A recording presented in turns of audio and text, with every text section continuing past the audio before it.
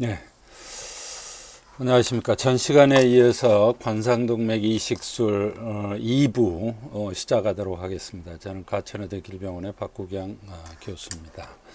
전 시간에는 관상동맥의 진단에 대해서 간략히 말씀을 드렸고, 오늘은 이제 본 주제로 실제 치료에 대해서 이식술 전에 간단히 스텐트 시술에 대해서 좀 알아보도록 하죠.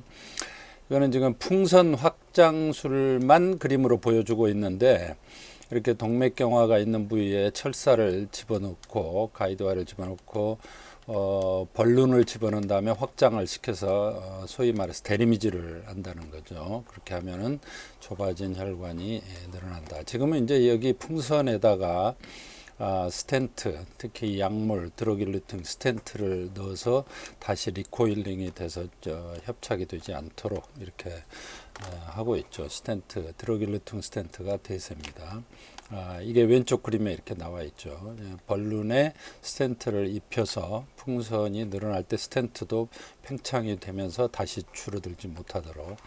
이게 이제 스텐트 시술이고, 수술은 협착 부위 자체를 스텐트가 확장을 시키는 데 반해서 스텐트 시술을 하기가 힘들거나 어려울 때는 바이패스를 해서 그 좁아진 협착 부위 원위부에다가 바로 길을 새로 만들어주는 그런 것이 수술이라고 할 수 있습니다. 그러니까 스텐트는 병변이 있는 혈관 자체를, 그 부위를 확장을 시키는 것이 스텐트이고, 수술은 협착이 있는 부위를 건너뛰어서 고속도로가 막혀 있을 때 국도를 새로 만들어주는 그것이 수술이라고 할 수가 있습니다.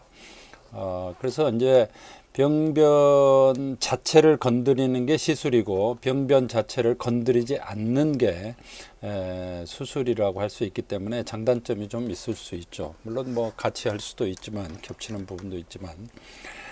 근데 이제 수술 같은 경우는 이 위에 그림을 보면은 대표적으로 아주 심한 부검입니다만은 심근경색증 사망에, 여기 보면은 동맥경화증이 군데군데 있고 석회화가 동반된 아주 심한 협착이 있는데, 그 부위 전에 혈류가 정체가 되면서 혈전까지 생겨서 심근경색증으로 사망한 경우입니다. 그래서 이렇게 석회화가 아주 심하고 동맥경화증이 심한 경우에 가이드와이어를 넣고 스텐트를 입히고 이거를 늘린다는 거는 혈관 자체를 말하자면 파손을 시키는 거죠. 찢어가지고 넓혀주는 거기 때문에 협착이 그렇게 동맥경화가 심하지 않을 때는 뭐 굉장히 좋은 방법입니다만은, 심하면 심할수록, 또 넓을수록, 이렇게 석회화가 심할수록 스텐트 시술은 합병증이 많이 동반이 될 수 있다는 것도 참고로 말씀을 드립니다.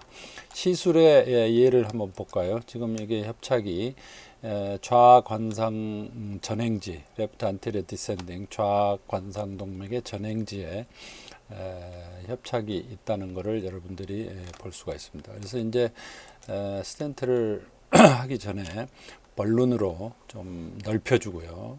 가이드와이어를 넣고 넓혀주고, 벌룬이 조금 적어서 다시 큰 벌룬으로 넓혀주고, 거기에 스텐트를 입혀서 이제 시술을 했습니다. 그리고 그 이후에 확장된 모습을 보여주겠습니다. 그래서 여기에 좁아진 혈관이 포칼, 아주 국소적이고 한 군데고 했는데, 결과적으로 보면은 굉장히 시술이 아주 잘 된 것을 볼 수가 있습니다. 그래서 이런 것이 시술의 장점이라고 할 수가 있죠. 가슴을 열지 않고. 자, 그거에 비해서 이제 이식 수술은 가슴을 열고 심폐기를 사용할 수도 있고 안 할 수도 있지만, 시술보다는 좀 복잡한 치료 방법이라고 할 수가 있습니다.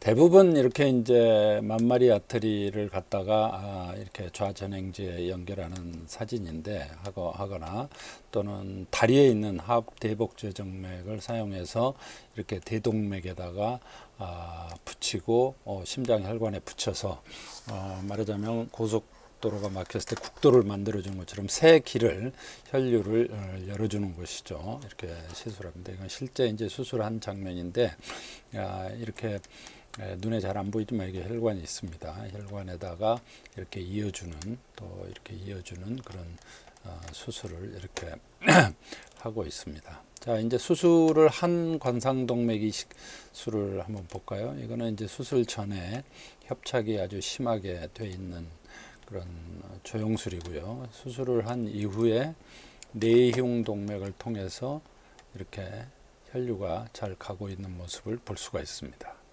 내흉동맥이 아주 잘 되어 있죠. 그래서 이거는 이 좁아진 협착이 있는 부위를 바이패스해서 새로운 국도를 만들어 주는 것이다. 이것이 수술이다. 이거는 아마 다른 또 환자인데 좌관상동맥이 여기저기 많이 좁아져 있는데 역시 내흉동맥을 통해서 하나, 둘, 세 군데. 그래서 이거는 지금 여기에 Y 그래프 들어가 되어 있는데 이거는 오른쪽에 있는 우내흉 동맥을 여기다 Y 모양으로 연결을 해서 원래 가지고 있었던 레프트 인터널 맘마리 아트리 좌내흉 동맥에다가 사이드로 우내흉 동맥을 연결해서 이렇게 다이아고널하고 OM 시퀀셜 그래프팅을 한 경우입니다. 그러니까 퓨어한 순수한 아트리만으로 사용해서 하나, 둘, 세 군데 연결을 한 그런 사진이 되겠습니다. 그래서 관상동맥 이식술은 이렇게 이제 심장을 멈추고 뭐 멈추지 않고 심폐기를 쓰는 경우도 있습니다만 이런 심장에 혈류를 공급하는 심폐기, 혈류와 산소를 공급하는 심폐기를 사용하는 컨벤셔널 캐비지를 사용해서 이식술을 하기도 하고요. 그 예를 한번 볼까요? 이거는 이제 심장에 심폐기도 사용하고 심정지액도 사용해서 심장에 멈춰 있는 사진입니다. 소리가 좀 시끄러운데. 실제 저희 병원에서 얼마 전에 수술을 했던 경우인데 OM, 심장 뒤쪽에 있는 OM의 근위부. 그래서 굉장히 어려운 부위입니다. 이 부위가 일반적으로. 그래서 그 부위에 사페너스 베인, 대복제 정맥을 사이드로 연결을 해서 하는 사진입니다. 근데 또 앞쪽에 있거나 비교적 수술하기가 쉬우면은 심장이 뛰고 있는 상태에서 심폐기를 사용하지 않고 이렇게 이식 수술을 하기도 합니다. 한번 저희 병원에서 또 했던 케이스. 이 스테빌라이저를 이용해서 수술하는 부위만 움직이지 않게 하고 나머지는 밑에 심장이 뛰고 있습니다. 심폐기를 물론 사용하지 않고 있고요. 이거를 말하자면 오프캡이라고 합니다. 오펌프 캡이지. 그래서 심폐기를 사용하지 않는 탈심폐기 관상동맥 이식술이다. 그래서 오프캡 부르는데 이 오프캡의 실제 동영상이 되겠습니다.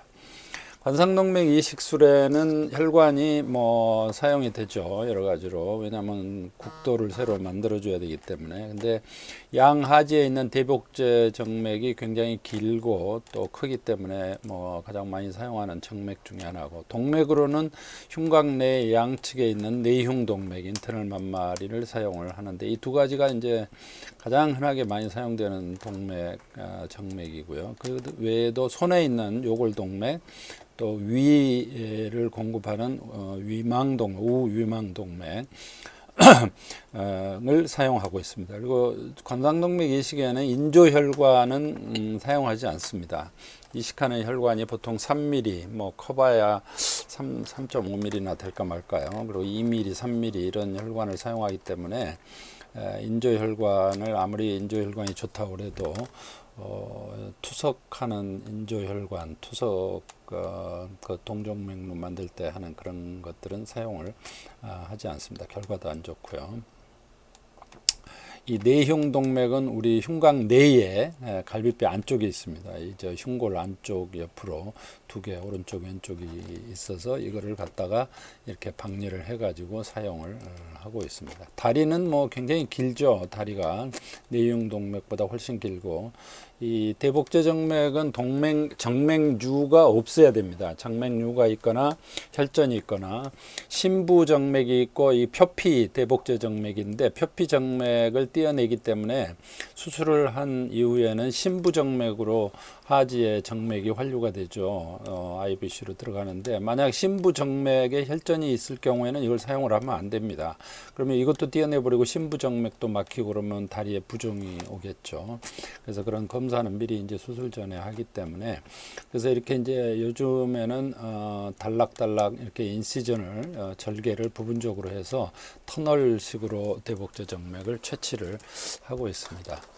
손에 있는 요골동맥은 여러분도 알다시피 이제 요골동맥, 척골동맥 뭐 이렇게 하는데 이 울라 아테리하고 라디알 아테리가 있는데 이 울라 라디알이 두 개 다 손으로 공급되기 때문에 라디알 아테리 하나 띈다고 해서 손이 뭐 혈류가 안 가거나 괴사가 되지는 않습니다. 물론 이제 알렌 테스트를 하기는 하죠. 이렇게 그래서 이 라디알 아테리 요골동맥을 쓰기도 하고 또 배를 흉골 그 절개 후에 인시전을 조금 밑으로 내리면 배가 나오는데 그 배 위를 둘러싸고 있는 위망동맥이 있습니다. 그 중에 오른쪽에 라이트 가스트로 에피플로이드 아테리를 잘라서 이렇게 사용을 해도 심장으로 위가 혈류가 굉장히 풍부하기 때문에 다른 데서 오는 혈류 때문에 위에 괴사는 오지가 않죠. 그래서 위망동맥도 사용을 하고 있습니다.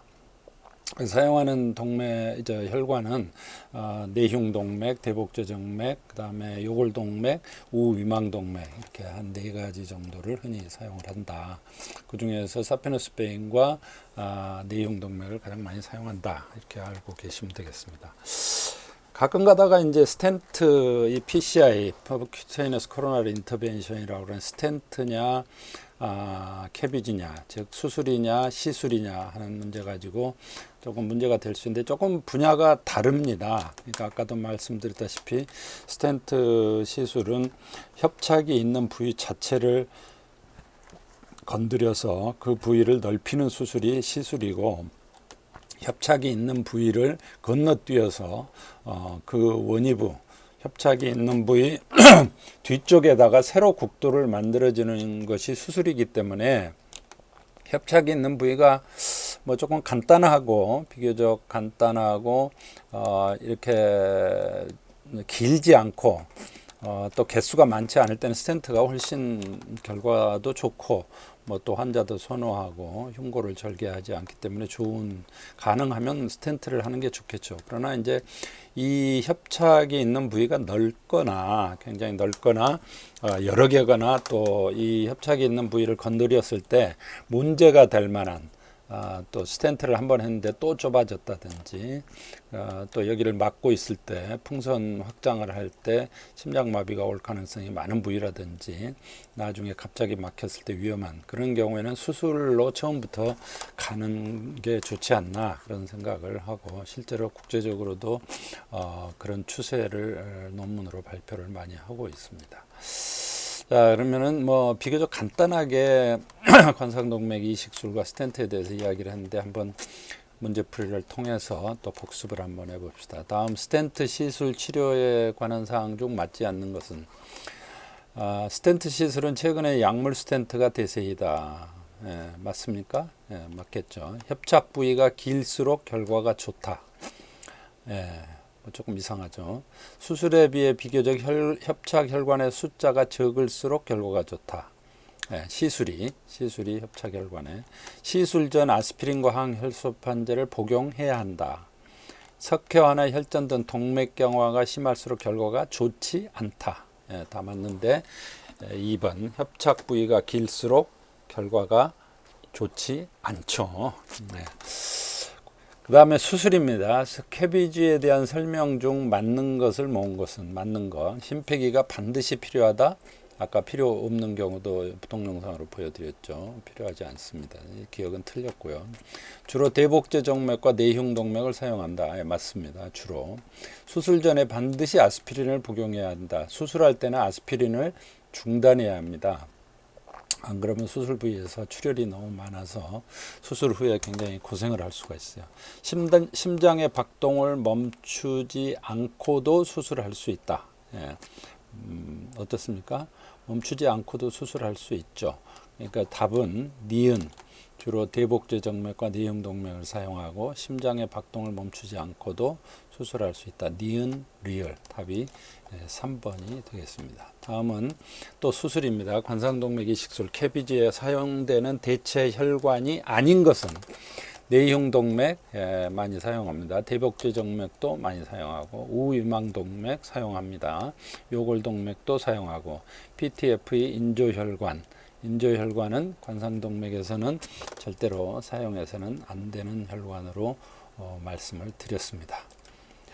그리고 마지막 문제입니다. 일반적으로 스텐트 시술은 비교적 간단한 협착에 실시하고 수술에 비해서 관상동맥 이식술은 복잡한 협착일 때 실시한다. 일반적으로 그렇다는 얘기입니다. 답은 당연히 맞죠.